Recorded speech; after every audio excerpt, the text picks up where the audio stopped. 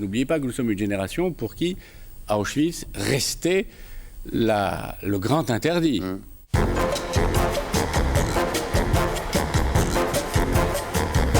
Aujourd'hui, le philosophe Benny Lévy. Bonsoir. Alors, vous êtes extrêmement rare à la télévision. On est d'autant plus flatté, honoré que vous soyez là ce soir, Benny Lévy.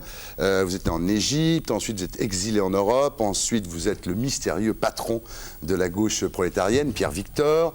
Vous êtes le dernier secrétaire de Jean-Paul Sartre, dont vos entretiens avec lui ont renversé carrément son œuvre. Et aujourd'hui, vous êtes à Jérusalem, où vous étudiez la Torah et où vous dirigez l'Institut d'études lévinassiennes, d'après le philosophe Lévinas, dont on parlera bien entendu un petit peu plus tard. Voilà, alors ça c'est le tableau général. Alors maintenant, en ce qui concerne votre vie proprement dite, vous êtes né en 1945 au Caire, en Égypte, père dans l'import-export, mais assez... Ah, vous savez même ça. Mais assez absent. Alors, famille pas très religieuse, hein, au départ. J'ai quand même grandi chez mes grands-parents. Oui, et il y avait un grand-père, effectivement... Oui, qui avait une figure très forte pour moi. Voilà, votre grand-mère était fille de rabbin, oui, absolument. Mais bon, chez vous, votre mère était sioniste dans les années 30, mais au moment où vous naissez, c'est en 1945, la flamme s'est un petit peu éteinte, hein, de son sionisme. Et pas éteinte, jamais non, éteinte. Pas éteinte. Non. Moins brûlante. Une luciole, mais pas... D'accord. Alors, chez vous, c'était plutôt une vocation, je dirais, révolutionnaire, puisque votre grand-père maternel était le chef d'un groupe rival de celui d'Henri Curiel. D'ailleurs, il finira au bagne, comme votre frère aîné, disons. Disons. Alors, justement, vous ne parlez jamais de ce frère. Vous parlez de votre frère Tony, assez volontiers.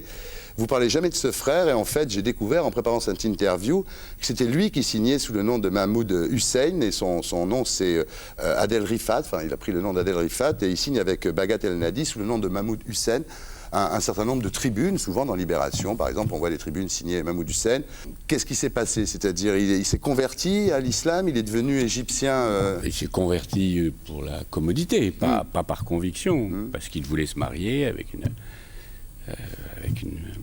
égyptienne musulmane, hein, et aussi parce qu'il était dans le mouvement communiste égyptien, donc c'était quand même mieux. Vous êtes plus proche de votre frère Tony, hein, Tony, donc avec qui vous faites des études au lycée français du Caire, et alors, finalement, la langue que vous parliez avec vos parents quand vous étiez enfant, c'était le français.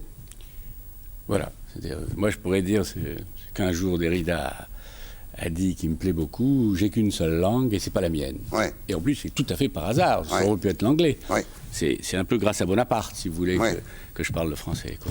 Et alors, en revanche, avec vos grands-parents, vous parliez l'arabe. Oui. L'arabe syrien. Voilà. Ouais. Alors, vous avez été élevé dans une Égypte un peu, un continent disparu, un pays fantôme un peu, c'est cette Égypte d'avant 56, c'est-à-dire dont parle Durel, évidemment, dont parle aussi Youssef Chahine volontiers, c'est-à-dire cosmopolite, tolérante et assez libre d'une certaine façon. Alors, je n'en sais rien. Ah bon? Moi, non, j'étais... Vous étiez trop petit? Non, mais j'étais dans la communauté juive, c'était quelque chose à part. Oui, d'accord. Je ne connais rien de l'Égypte vraie. Cette Égypte-là, oui. Non. Et puis alors tout bascule au moment de Suez, là il y a la guerre, donc effectivement vous avez des souvenirs quand même de votre père qui écoute la radio d'Israël avec une serviette sur la tête. Il cache la radio, parce que évidemment on était passible de peine de prison si on écoutait la radio. Et là l'histoire rentre brusquement dans votre vie à ce moment-là. Oui, c'était en même temps la Hongrie, donc il y avait les titres des journaux, je me souviens, sur la 56, Hongrie, et j'étais déjà d'une certaine manière... pas communiste évidemment, j'étais trop jeune, j'avais 10 ans, 10-11 ans, mais le mot communisme était déjà un mot fabuleux pour moi.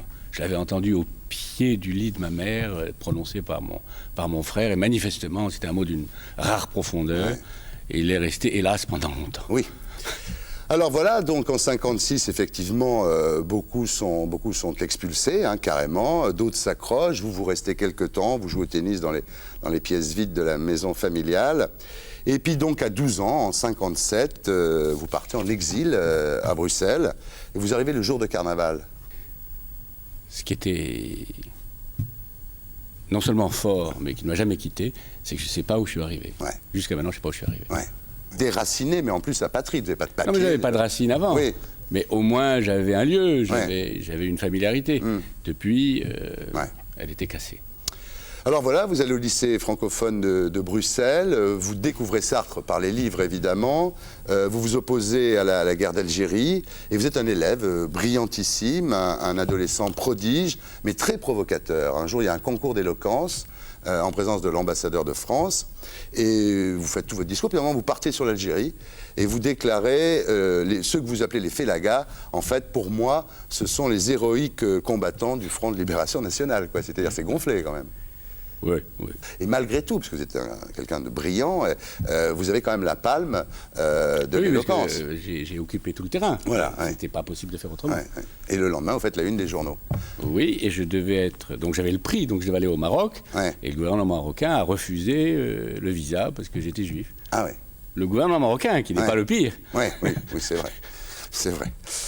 Voilà, puis après, bon, vous venez en France, et alors là, à Paris, vous faites la connaissance de Pierre Goldman, le frère de Jean-Jacques Goldman, qui avait écrit, qui a écrit les souvenirs d'un juif polonais né en France. Et puis vous connaissez aussi, finalement, à ce moment-là, un certain nombre de gens qui sont, plus tard, les artisans du gauchisme français. Vous faites Normal Sup. Voilà, et alors là, autour d'Althusser se constitue l'Union des jeunes communistes marxistes-léninistes. C'est l'époque des comités Vietnam de base, c'est ça, non? C'est ça. Ouais, ouais. Ensuite, c'est 68, la victoire de Gaulle en juin 68, la victoire des gaullistes, le grand défilé des Champs-Élysées. Et là, il y en a qui arrêtent d'ailleurs, et puis les irréductibles se regroupent un peu autour de vous, c'est la gauche prolétarienne, et vous prenez un nom de guerre qui est Pierre Victor.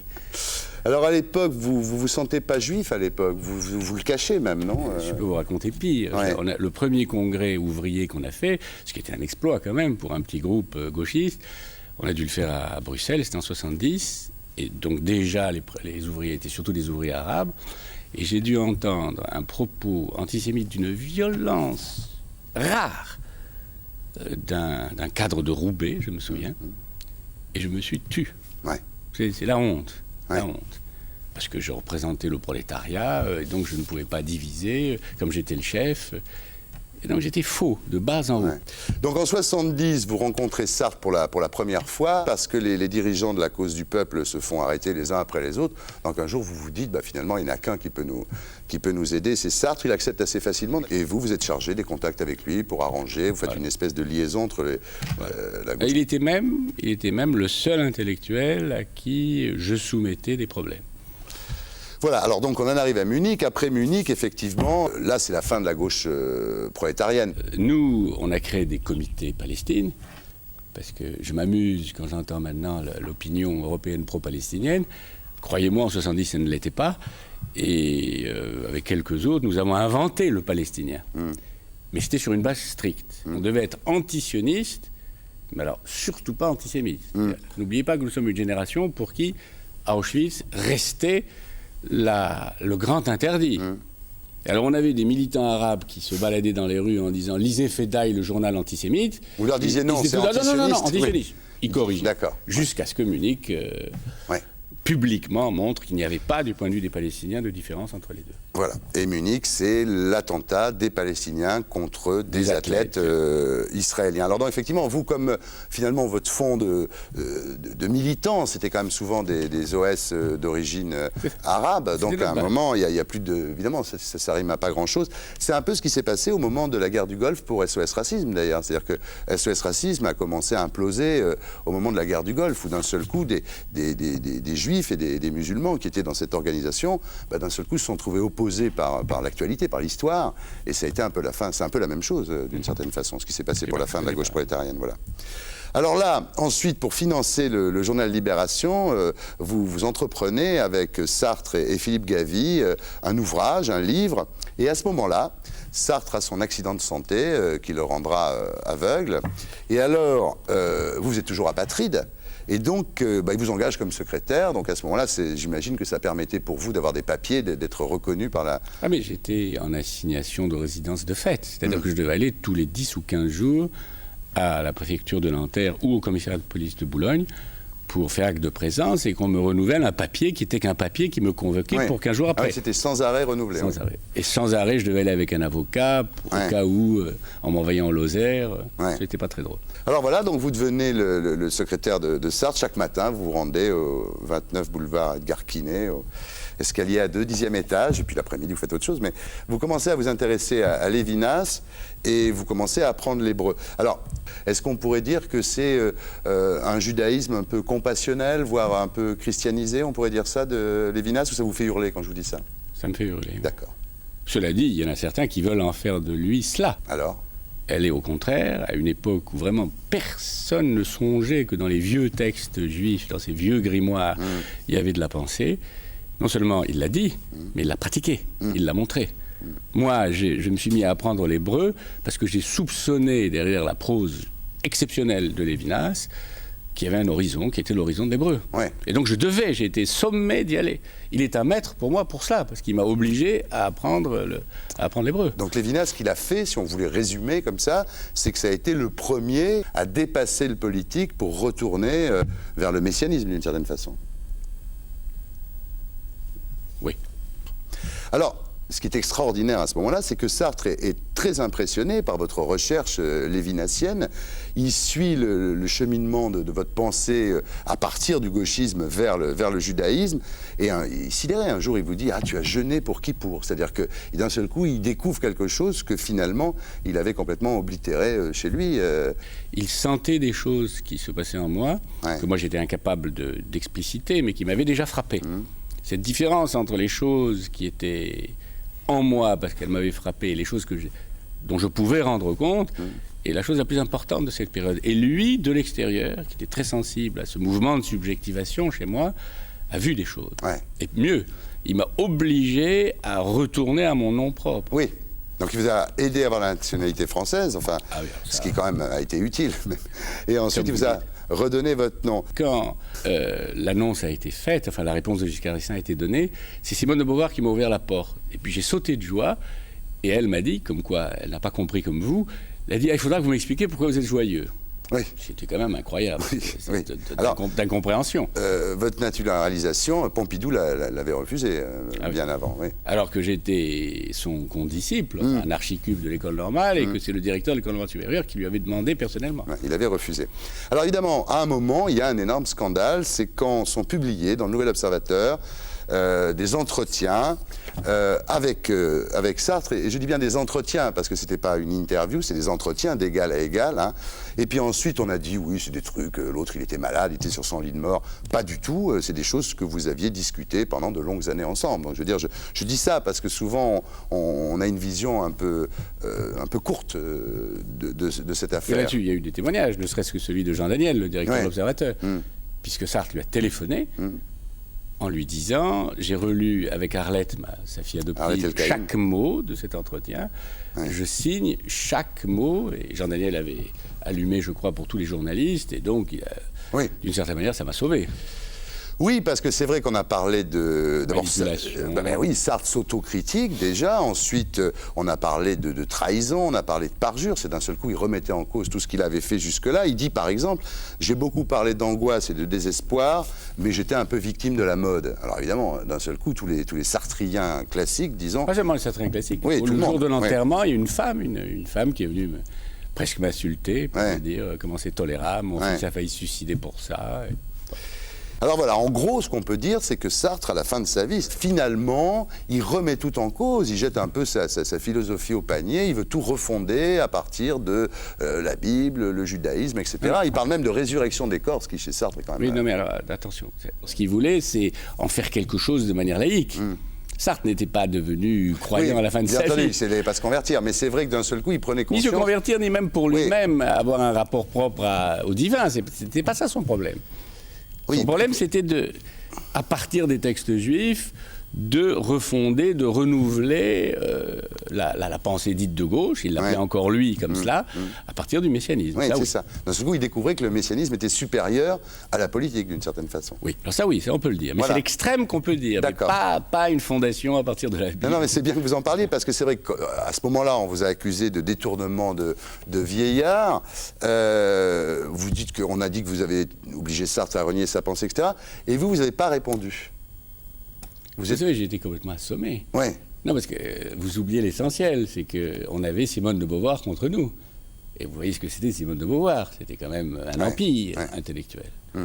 Pas à cause de son rapport à Sartre, c'était devenu public que son rapport était fissuré par ma propre existence, mais c'était un empire. Et moi j'étais un rien du tout, donc j'ai été jeté dans la cage au lion. Ouais.